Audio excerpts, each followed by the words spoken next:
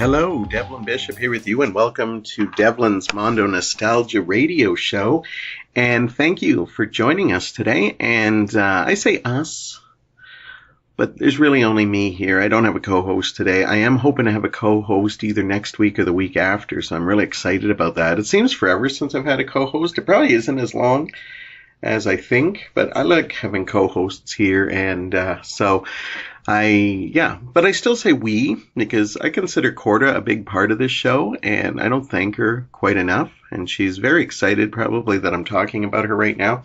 She does all the producing, and she edits all this together, and she finds the pictures on the YouTube, and on the YouTube. And so she does a lot of stuff for this show, and she loves it. And she actually listens to the show a couple of times to prepare for it. So thank you for doing all that for me and being very much a part of this show. But I'm not changing it to Devlin and Corda's Mondo Nostalgia Radio Show. Sorry. I can only go so far.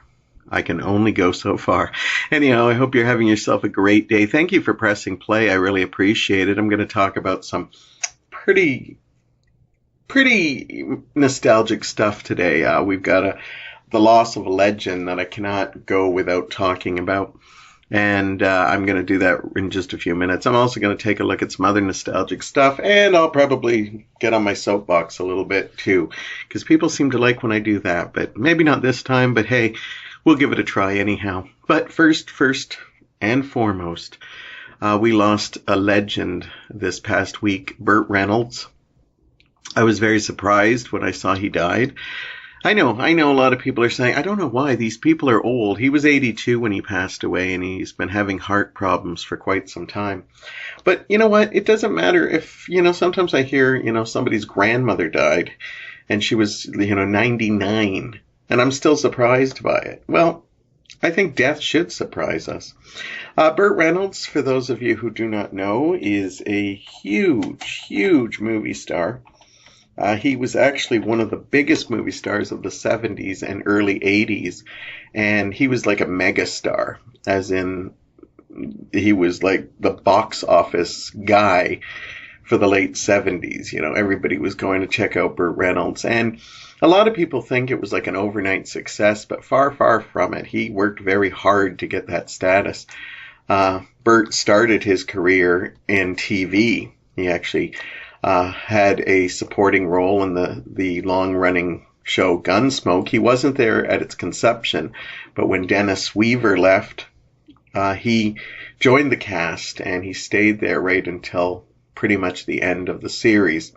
And then he went on to do a couple of his own TV series that didn't do really well, Hawk and Dan August. He had been doing movies here and there, but they were only supporting things, and a lot of them got shelved. Not only shelved, but a lot of the times the directors wanted nothing to do with them and took their names off of it. So, obviously producers aren't going to, try to do things. He played a lot of Native American roles in his early career, like half-breeds in Gunsmoke and a couple of movies, because he claims to have Cherokee in him. Some people have disputed that that's not necessarily true, but, Burt still played the role of thing. He's a very good-looking man. I don't have to tell you that.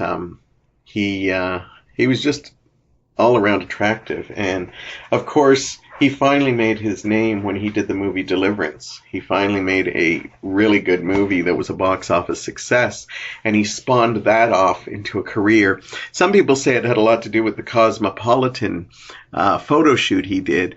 Burt, in around 72, had a very famous shoot where he actually posed naked. It was very tasteful.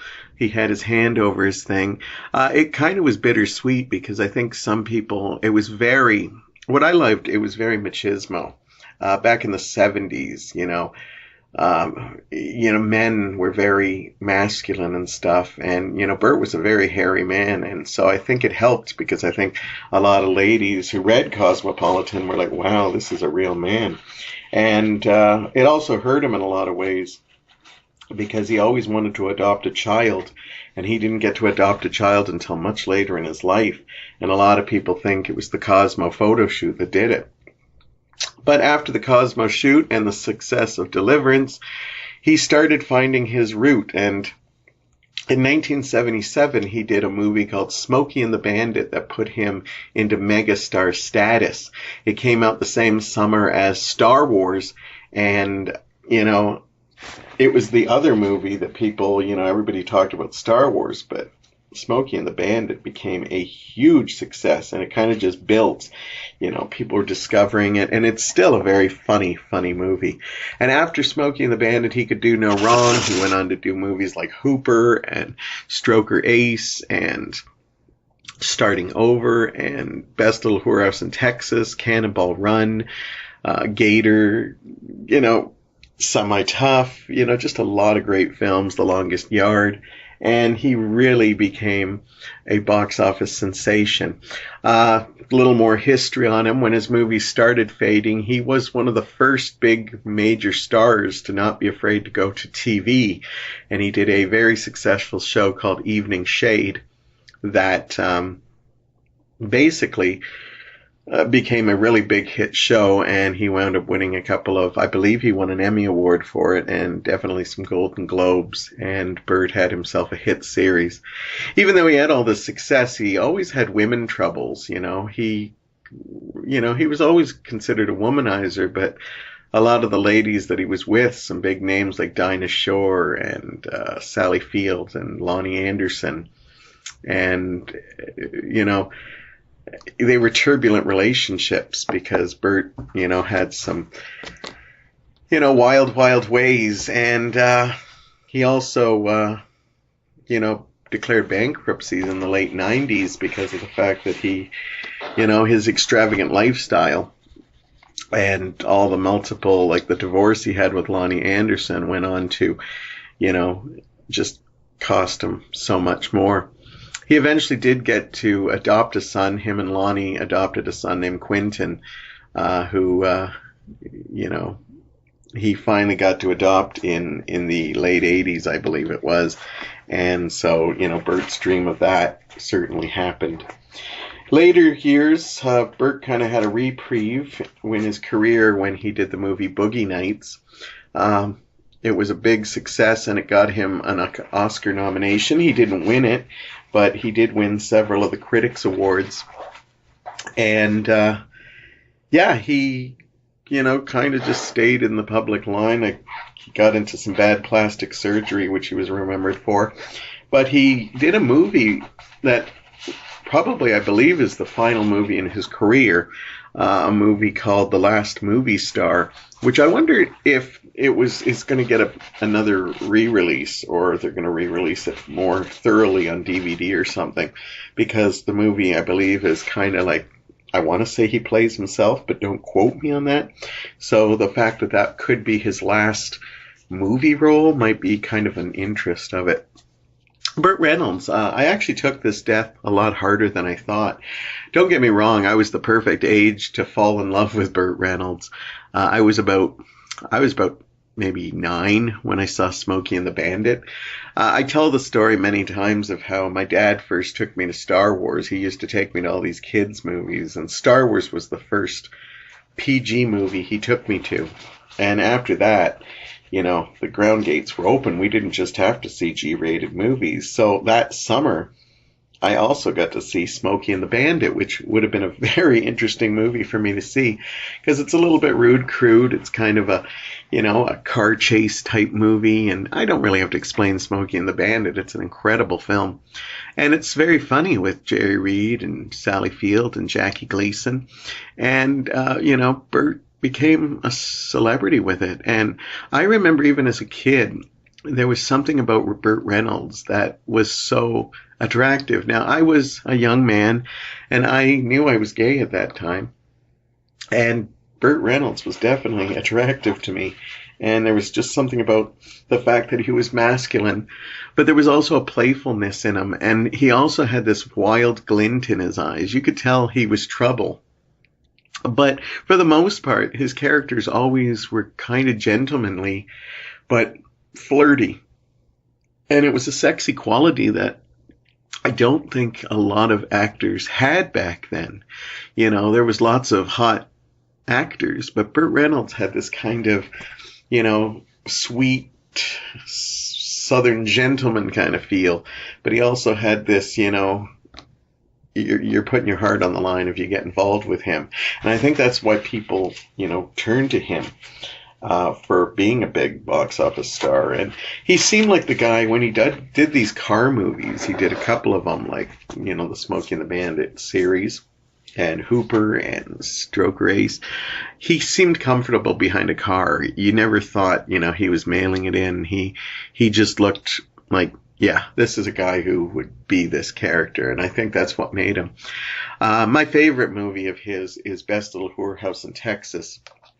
My friends and I recently got together to do a Burt Reynolds tribute night because of his death, which I don't do too often, so I knew Burt Reynolds' death touched me a lot. But what I loved about it is that we had a good time. We watched Cannonball Run and Best Little Whorehouse. Cannonball Run is still kind of a funny film, but it does not hold up well. I was probably like 11 when I saw it, or 12, and I thought that was comic gold. Rewatching it now, I can definitely see its imperfections, and it's not even overly that funny anymore, but I still get a warm, gushy feeling seeing it because it's just so fun seeing all these big name stars like, you know, Dean Martin, Sammy Davis Jr., Jamie Farr, you know, Farrah Fawcett, you know, Roger Moore, Jackie Chan. Like, it's just a fun, Bert's gonna bring in all his friends and people he's always wanted to work with, and let's do a movie. And it's goofy fun, but it really doesn't hold up quite as much as I hope. Best Little Whorehouse absolutely does. In fact, I think Best Little Whorehouse is one of the best musicals ever. The more I watch it, the more I absolutely love it. I think the musical performances are great. I think the songs are fabulous.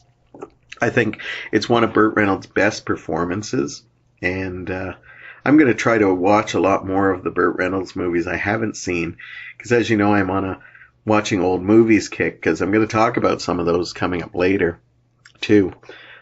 Just to show you that I'm keeping up my end of the bargain of trying to watch some classic movies and stuff. And, yeah, I'm going to try to watch some Burt Reynolds movies. I've always wanted to see Deliverance. I saw The Longest Yard when I was little. My brother was obsessed with it, and they'd watch it every time it was on, but I think I was a little too young for it when I first saw it, so I want to really watch that. And I want to check in, you know, some of his other movies, too, that I haven't seen. Best Little Whorehouse, I think his performance is wonderful. I think the romance between him and Dolly is some of the best. I watched it, as I said, with my friends, and there's a sequence where they just talk while looking up at the stars. And they just, the whole episode is literally them just talking. And sometimes it's about absolutely nothing, and it's probably one of the most wonderful scenes in the movie. And that's something to say, since there is some incredible dance sequences and songs and performances. Sadly, he only does one song in the movie. He does the duet Sneaking Around, which is just phenomenal. It's a very short song, but it's so lively. He actually had a solo song in the movie, I believe, called When Stallions Run. That's actually cut out of the movie, but you can go on YouTube and check it out. And it was a song that apparently was cut because of time restrictions, and they felt it slowed down the movie because there was a lot of slow songs near the end of the movie. But I actually think it's a pretty good performance, and although Burt's singing isn't exactly the best, he does still pull it off, and it works for the character. And if you've never seen Best Little Whorehouse, definitely do yourself a favor.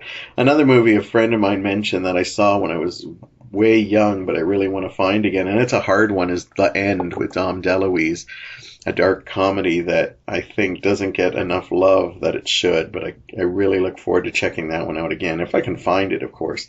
It's a really hard one to find. Anyhow, my love for Burt Reynolds will continue. He is, as I said, an icon. And if you're a fan of movies, you definitely should check out some Burt Reynolds because he's wonderful. It's sad that he's passed away he's in a better place now. And while we were watching the Cannonball Run, we were shocked at just how many of the actors in that movie are already dead. And some of his best friends, like Dom DeLuise, are up there, and Charles Nelson Riley, and Jerry Reed, and just, I think Jerry Reed's dead. I apologize to Jerry Reed if he's not dead. But anyhow, yeah, he definitely was a man's man. And he had that adorable little laugh, you know. So much about him that just makes me smile. And if you get a chance, check out some of those classic and not so classic Burt Reynolds movie, because Burt has the charm to pull off most of them. Anyhow, that's my tribute to Burt Reynolds, and I like when I do a tribute, and I'm a little sad having to do the tribute, but I'm also smiling all the time because I don't know, he's the kind of actor that just makes you smile because he's just so darn good at what he does. You know, never does he come out and say that all his movies are classics, but he makes them a little more special because he took them serious. So you can take a goofy movie like Cannonball Run or Smokey and the Bandit, and it's still something great. Now I'm going to talk about some old movies coming up after the intermission, but I want to talk about a TV series right now that I finally finished. I don't talk about a lot of new series here. I have talked about some, but a lot of times it's because I don't watch them on regular TV, or I don't get to stream them all at once. So a lot of times, by the time I actually finish watching a full series, I can actually, you know, it's usually out of the pop culture eye already, which, I don't know, makes it nostalgic, so I don't know why I don't talk about it. But I do want to talk about one because it was so damn good that I want people to discover it for those of you who don't. And if you are one of those binge watchers, now would be a great time because there was 5 seasons of it, and it would take you right up to Halloween. And it is perfect for that. And I'm talking about a show called Bates Motel. Bates Motel, based on the book and TV series. Sorry, that is totally wrong. Based on the book and the Alfred Hitchcock movie that made this TV series. Now, I'm a huge fan of the original Psycho that Alfred Hitchcock did. You can find it amongst my all-time greatest films. And when I heard they were doing a movie about Norman Bates, I wondered how they're going to pull it off. And I am happy to report that they pull it off quite beautifully. In fact, I think it's actually really, really good. And being such a fan of Psycho, I love the little nods to the TV, to the movie. I've never read the book, but I love the little nods to the movie that you get. And this is not, it comes off as a prequel, because it's a prequel to Psycho. But as the story runs off, this is a minor spoiler, but not a big one. Because I wondered when I watched this, is this really going to be like, is this going to go into the movie? Or is it just going to create the movie? And all I'm going to say is that the movie and the TV series are a separate entity. And you find out about that later on in the series. But that's all I'll say. I won't tell you why or not. But they aren't, but that doesn't give them enough time to give some nice winks to the thing. One of the first scenes in the movie, it's not the first scene, but it's one of the first, is when Norma Bates, Norman's mother, brings him to the hotel for the first time. Now, Norma Bates is a flighty woman who makes decisions and usually makes them without telling her kid or her kids. And basically, she buys this motel to start it right from scratch. And she does it, and, you know, her son Norman just doesn't understand. But there's a part where she takes him to actually see the motel for the first time. And there's a wonderful scene where Norma plays it up. Now, this movie takes place in modern times, but I love how they keep the 1950s feel of the original movie, kind of giving it a retro look, even though they're talking on cell phones and stuff. But when she shows them the motel, she plays it up by sitting on the car, kind of like a model, and this is our new life. And you only see Norman's face reacting to his mother's news, and you see him looking at the motel. And before you've even seen the classic house, you see Norman's eyes just go right up to the screen. It was at that moment, and I think, honestly, that's before they even show the credits. I was hooked already in this series, because I knew he was looking up at that creepy house that pretty much is a character all its own. Now, I won't give away too much of this, because I want you to enjoy it, but anybody who knows Psycho might think, well, I know how the original ends. You know, I know a lot of people who've never seen Psycho and know how the original ends. But that shouldn't scare you away, because this is one of those shows that is all about the journey. They do take some differences from the movie. Early on, you find out she actually has two sons, one who's estranged and shows up on her doorstep. And I originally, when it first happened, I wasn't a fan of this, but I think within an episode or two, they absolutely nail this idea, and it was a smart idea and stuff. I need to give some pluses to the cast, because this is a phenomenal cast. Norma Bates is played by Vera Farmiga, who is one of the best actresses in my eyes right now. Even when she's in a small part in a movie, I know she's going to be bringing it. And another person playing Norman Bates, Freddie Highmore. This is a child actor who's kind of grown into his own, and he's really proving to be somewhat of a really great, intense actor. Taking on Anthony Perkins' iconic character was a very hard role. Basically, Vera Farmiga could build the story from scratch without giving away too much away from the original movie.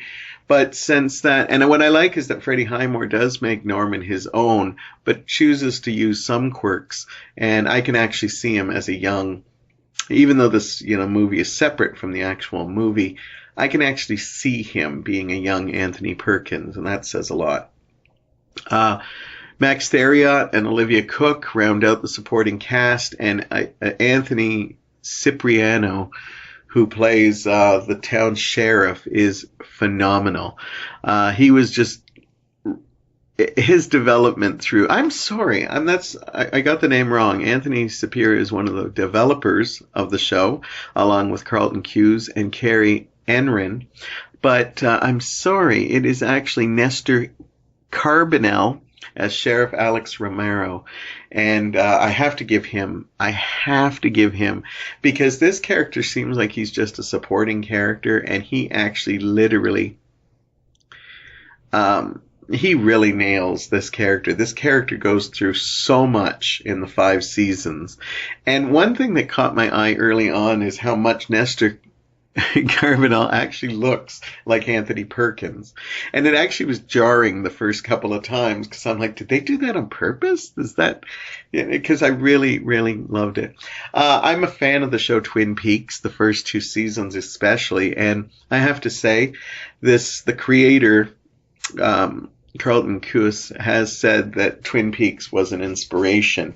And when I was a little disappointed with the 3rd season of Twin Peaks, I didn't care, because I had shows like Bates Motel and Riverdale that are so obviously inspired by Twin Peaks that I still felt like I had that world with me, and they create an incredible world. They take this show through 5 seasons, and this is one of those shows that is, you're always on the edge of your seat. They take you to really big storylines, and you're like, I don't know how they're going to get out of it, and somehow they manage to find ways in the story to deal with it. It is so well written that it's just so incredible. Even at the end of one season, I won't say which one, they take a big storyline twist that, has to come at some point. But when you're realizing that, oh my God, how are they going to deal with this the next season? And they do pretty incredibly well.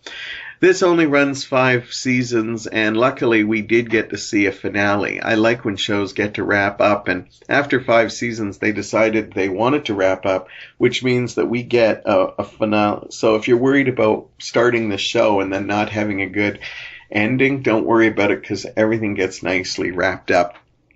Or as nicely wrapped up as a gothic horror story can go.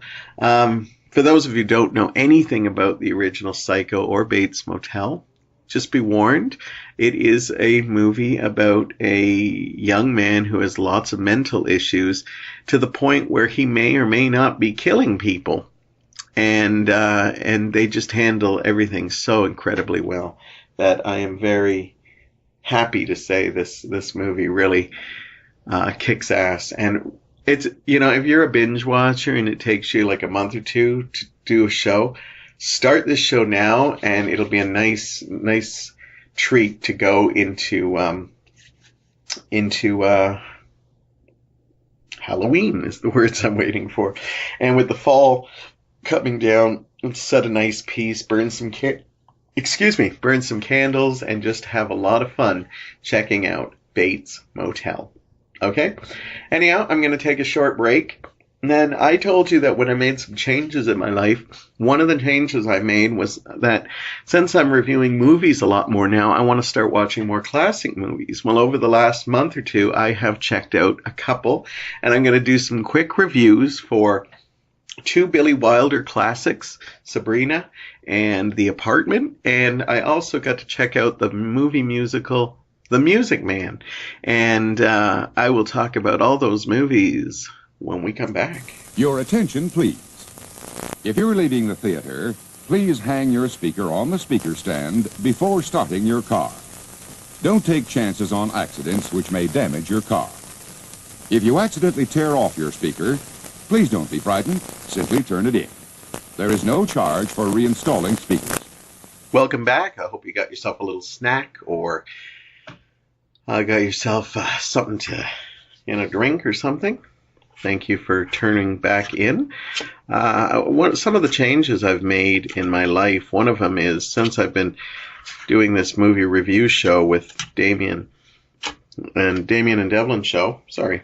I got some weird stuff on the outside of my glass and I'm trying to pick it off, and I shouldn't be doing that while I'm because I can't really multitask sometimes.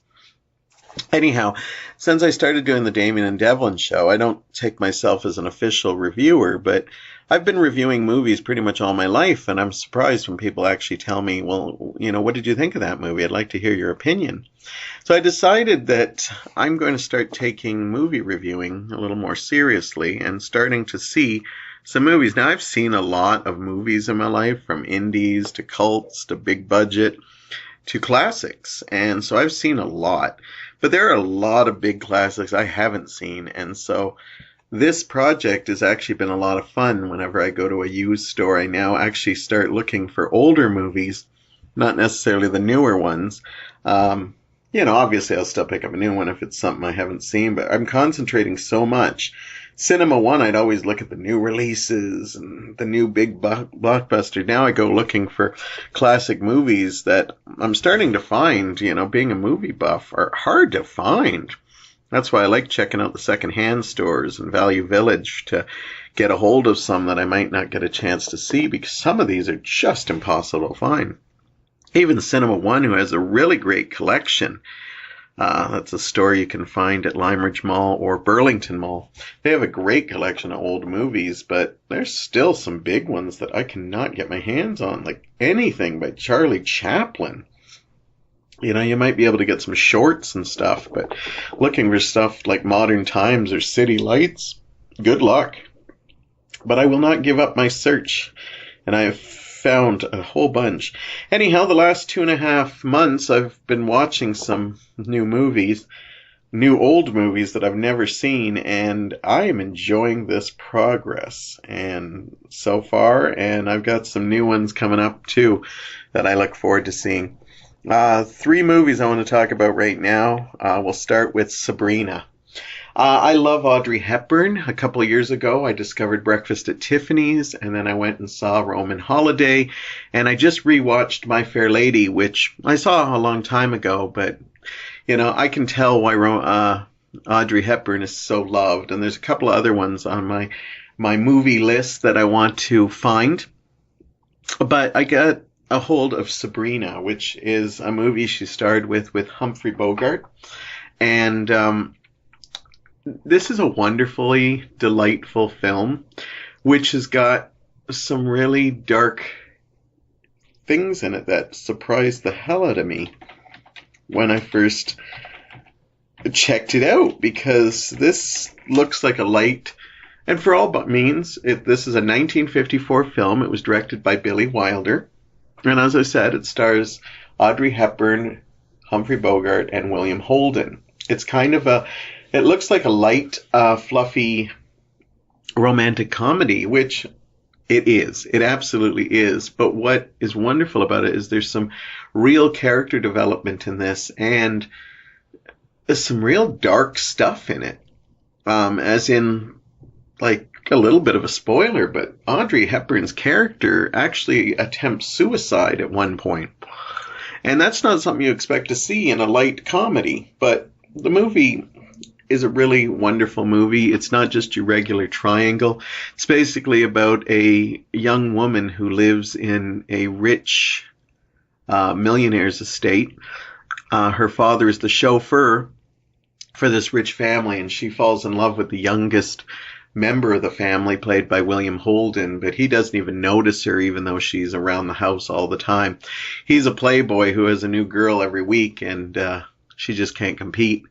She's sent away to cooking school, and when she comes back from her time in Paris, she is a totally reinvented woman. And this time, William Holden's character does take interest in her.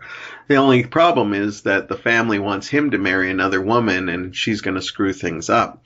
So Humphrey Bogart, who's the older brother, decides to step in to basically keep her busy until the wedding in order to keep the families happy that are arranging this marriage for business purposes.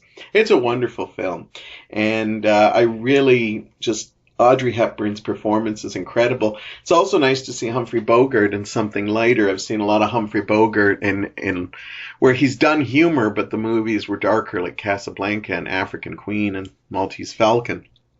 But it's nice to see him in a movie that's a lot more lighter. He's almost cast against type in this movie, but it really works. It actually really works in this. It's a wonderful film, and I went and looked up Billy Wilder because I knew that name. And the reason I knew the name is because he is the director of one of my all-time favorite films, Some Like It Hot, with Marilyn Monroe, Jack Lemmon, and Tony Curtis. And I thought, hey, that's nice. I finally got to see this movie, and I've now seen another Billy Wilder movie. And when I went, I watched a special. I went looking for a special, and I was surprised to find how big Billy Wilder is. And they were talking about, like, he was this, immigrant that came to America, basically escaping Germany before the Nazis, totally took it over. And he came here and became one of the most critically acclaimed screenwriters and directors, directing, like, incredible films. And a lot of people said that he really gets a feel for Americana. He also gets a feel for how people work, and he doesn't look at just like two-dimensional. He actually gets psychology. And I saw an interview with Shirley MacLaine, who worked with him in The Apartment, the movie I'll talk about next, and she literally says it was because he was an immigrant that he really watched people when he came to America, and he loved.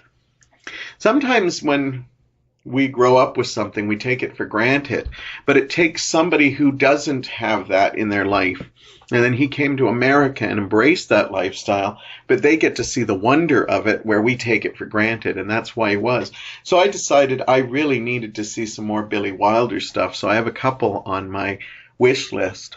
Then I realized I actually have one of the movies that is considered his best, called The Apartment, starring Jack Lemmon and Shirley MacLaine and Fred McMurray. And this is a movie I knew nothing about.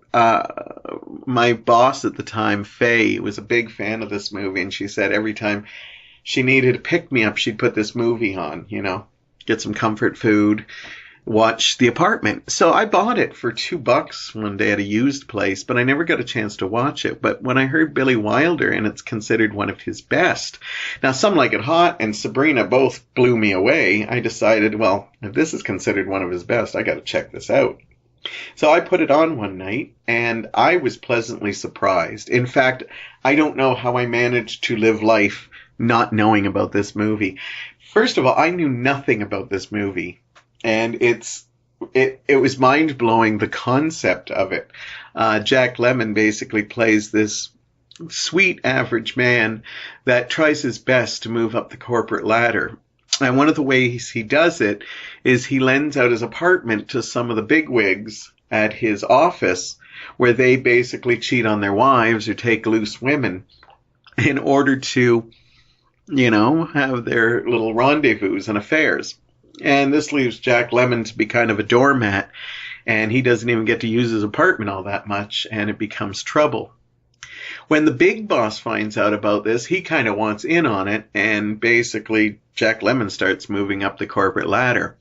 There's a woman he's sweet on that's just absolutely quirky and fun, played by Shirley MacLaine, and she basically, really wants nothing to do with him, but thinks he's a nice guy and all, but wants to just keep it friends. Later you find out, without giving too much away, is that she may be linked to one of the men that is using the apartment, which makes things very, very crazy. Again, there's a dark moment in this movie, and I'm not going to spoil it in this one, that is actually shocking. It's something you don't expect to see, because this movie, for the most part, is a comedy. But as the movie goes on, there's very dramatic bits, and he still manages to play a lot of it for comedy, but he doesn't shy away from darkness, and there is darkness in this movie. But this movie is so incredibly wonderful. Just taking a drink of some chocolate milk. Told you I got comfort foods around. Anyhow, performances, Jack Lemmon. I've always liked Jack Lemmon, but this movie raises the bar for me. And I've already got some Jack Lemmon movies I want to see down the road. And on Shirley MacLaine, who I've seen in several things, is just absolutely a delight seeing a young Shirley MacLaine. I've never seen a young movie by Shirley MacLaine. And she is just incredible in this. This movie is so well written. I kind of wanted to watch it again almost after I saw it. And it is, I am so glad I finally found this movie. And I have a feeling I'm going to get this feeling when I watch movies like this. Again, we have Billy Wilder at the directing, and he is just something to die for. Next up for him, I'd like to try to find Sunset Boulevard, because I hear that's an amazing film. And it's also kind of more of a dramatic film for him. And he did do some dramatic films, even though he's kind of more known for his lighter tone films. But as I said, The Apartment is lighter, and it is great social commentary, and still works even today. But I have to say that if you have not seen The Apartment, do not waste any more time. This is a great, great film. And it is definitely worthy of one to check out. And it is absolutely phenomenal. As I said, when I watched this, I just felt amazing, and I felt that I found a new favorite movie, like definitely one that I will rewatch again, and one I will be singing the praises to with everyone. I got a chance to also see a movie musical. I love watching musicals, and I went up to a Value Village that wasn't my store, and I came across this movie, and I've always heard about it. It was called The Music Man. It's a 1962 film. It's based on a very successful Broadway musical, and it is, again, a movie that, you see clips from it, and you have no idea. This one just looked like, a guy who, marches with a marching band. And that's all I got from the movie, so probably why I stayed away from it. I took a chance on this one. And again, I was entertained. This movie is definitely of its time. This is about a small town who is visited by a man named Harold Hill, Professor, in quotes, Harold Hill, played by Robert Preston, who I am a big fan of. He's in one of my favorite musicals, Victor Victoria. and he plays a supporting character in that, a very, very wonderful character. I also remember him from Last Starfighter, but he's almost unrecognizable in that because he had some... Wait a minute, no, he didn't have makeup in that. I was getting him mixed up with somebody else. Anyhow, so those are what I knew him from. But this was the movie that made him a star. And this musical was huge. He was the star in the musical. And even though they tried to get Frank Sinatra and other people in this movie, the director basically said, it's Robert Preston or nothing. He was the one who did it.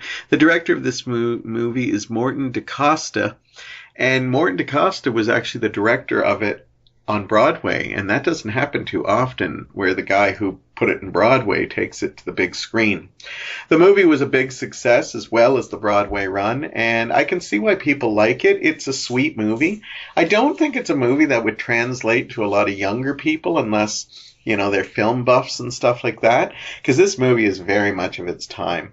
It takes place in 1912, and they use a lot of the terminology which could have your head spinning. Even the way they sing and stuff is just a little bit over the top, but I kind of like that stuff.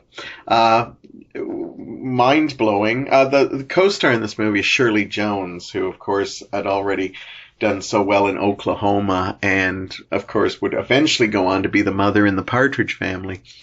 She's wonderful in this movie. I've seen Oklahoma, which didn't really blow me away.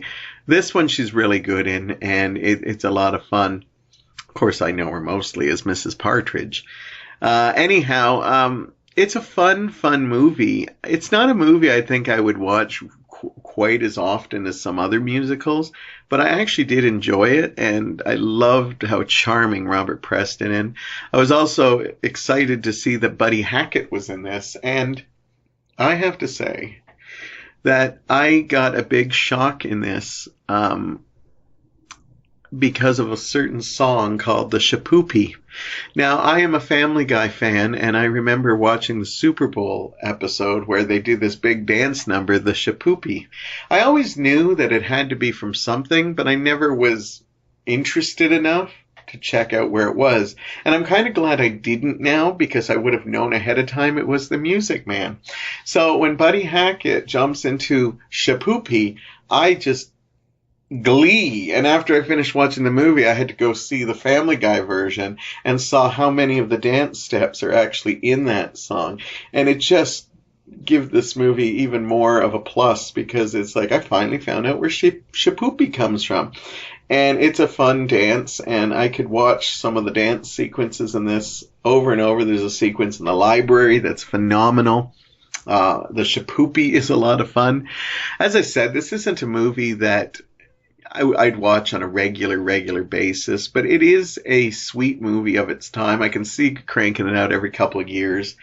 It's a feel-good film, so if you're looking for something to lift you up when you're down, but also you got to be ready for all the terminology, ye gods, this girl keeps saying ye gods, and it's really odd. It's kind of sweet, but it's just like these are a lot of sayings and phrases in this movie that didn't catch on, but I love that they use them because somebody did their homework by getting them in there. Even the director himself hated ye gods, but it was a popular saying with young people, and the way this one actress did it, he actually liked, and that's why she got the role in Broadway and in the movie, because he said, this, I think in the documentary I watched, he said he hated hearing it, but when she said it, he actually thought she said it less irritating. Ron Howard is in this. He plays Winthrop Peru, he's a little boy, and it's great to see how Ronnie Howard, he's billed as Ronnie Howard in this, has made such a name for himself. From this he went on to Andy Griffith. Then he went on to Happy Days. Then he started directing movies like, Grand Theft Auto, and then eventually became a bigger director with Backdraft and I'm escaping my thing. He did How the Grinch Stole Christmas. Of course, he did Solo recently, which I absolutely love. It's great to see how Ronnie Howard proved that not all child actors, just had bad upbringings. He actually proved himself successful in so many different ways. Anyhow, Music Man, a lot of fun. If you're looking for a different kind of musical, seek this out. You'll probably have it. You'll be singing Shapoopy in your head for a little while. You probably won't be saying Ye Gods too much, but who knows? I was, but I'm not your average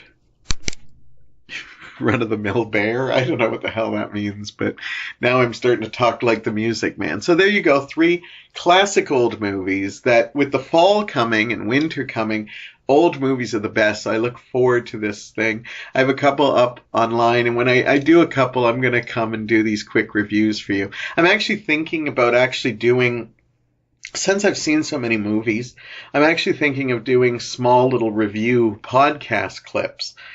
Corda's probably not even heard of this, so she's like, what?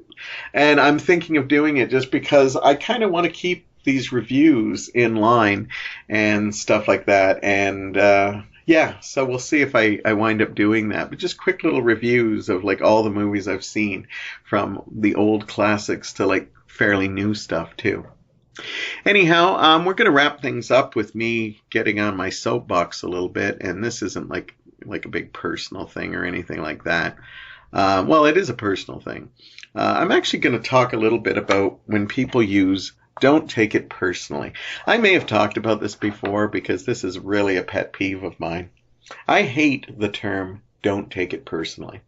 It kind of falls into that category of, I've had friends that have said, I have nothing against gays. And usually when people say that to you, they're going to say something that's going to be really offensive. It's kind of like, well, it's obviously in your head. Now, I have no problem when people say, that. But when people say, don't take it personally, I think there's better ways you can phrase this. I honestly think don't take it personally puts everything on the other person, where I think an apology would be a nicer way. We always talk about how Canadians are so polite, and I don't even think that's true anymore. I think we are more polite than most, but I think those were trust me, I'm in retail. That polite thing is still there, but it's not as common as you would think. And sometimes the people you think would have it definitely do not have it. Anyhow, when people say to you, don't take it personally, that I treated you this way, or I did this, one, that what they're about to say, you are going to take personally. If you are a human being of any kind, I don't see how you couldn't take it personally. Okay? And number 2, when they say don't take it personally, damn well that they know you. And so this is why it's kind of a slap in the face, because of the fact that not only are they saying, I understand why you're taking it personally, but I know you're going to take it personally, but I'm writing off your feelings right now, like, oh, let's make this about me and not you. And it's basically the equivalent of like if you break up with somebody and said it had nothing to do with you, it was all me. Nobody wants to hear that because you don't believe it, and it's just a way to try to make the people feel better. So, when somebody says don't take it personally, I didn't want to spend time with you. I didn't want to talk to you. I didn't want to, but don't take it personally. I still care about you. Well, yeah, I'm going to take it personally because, you were going through something, and I can understand, wanting to be quiet or keep to yourself and stuff. But I don't know. I think a nice apology, like, yeah, I'm sorry I haven't really been there for you, but I've been going through some stuff, and I had to just deal with it on my own. Okay? That is a nicer way of saying don't take it personally, because don't take it personally automatically sounds like, well, I know you took it personally, and I know that you took it personally, and I don't care. Where the I'm sorry at least puts you in a state of putting it on me. So what you're trying to accomplish with telling people don't take it personally, you'd get much more better if you just add an apology. But people don't want to apologize because it means they're wrong. And people, sorry, that was horrible, wrong, but people don't want to admit they're wrong. But you know what? If you're worried about somebody taking it personally, you should be happy that people take it personally, because that means they care about you. That means that, yes, I give a shit about you. And then when you say don't take it personally, it's like you're saying, I don't really give a shit about you. But just in case you are taking it personally, what's the next thing? I'm sorry, without saying I'm sorry. And I know it's ridiculous, but this has happened to me lately a couple of times, and I absolutely cannot stand it. I think it's time that we take stock in what we're trying to say to people, and not try to I know we're going through this society where it's like, don't be afraid to say no, don't be afraid to be an ass, don't be afraid to hurt other people's feelings as long as you're in a healthy spot. But I'm old school. I like to think about the other people too. And, even if you're going through a rough time of it, you don't always have to be there for everyone. And I'm starting to learn that myself. But I also don't have to be a dick about it either. I can still treat people with respect and stuff like that without people that I claim I love and I care about. And if I have to have a time to myself, find a nicer way to explain that than don't take it personally. Because yes, I'm going to take it personally. I haven't heard from you in a while. I'm taking it personally. What did I do wrong? Yes. And if you really do care about me, you will deal with that just as much as anything else. Maybe not during your low points. I know I'm going to get a lot of backlash on this, but I don't care. I'm speaking for what I believe in, and I don't like the don't take it personally. I'm a human being. I hate the fact that people don't take things personally anymore. If it's like an opinion or something, yeah, you shouldn't take that personally, but you could take it personally, but you shouldn't react to it personally. So, anyhow, I'm speaking in circles, so I'm going to wrap. I'm speaking in circles. I can't even talk right now. So I'm going to wrap things up right now. It was a good episode. I enjoyed it. Definitely go check out some old movies. Go check out some new movies. Go check out some TV shows that I may have just told you to check out. Anyhow, whatever the case is, have yourself a great day. I'm hoping to get a co-host, as I said, real soon. And I got a couple that have said they would do the show. So we'll see. And until then, I look forward to seeing you all very, very soon.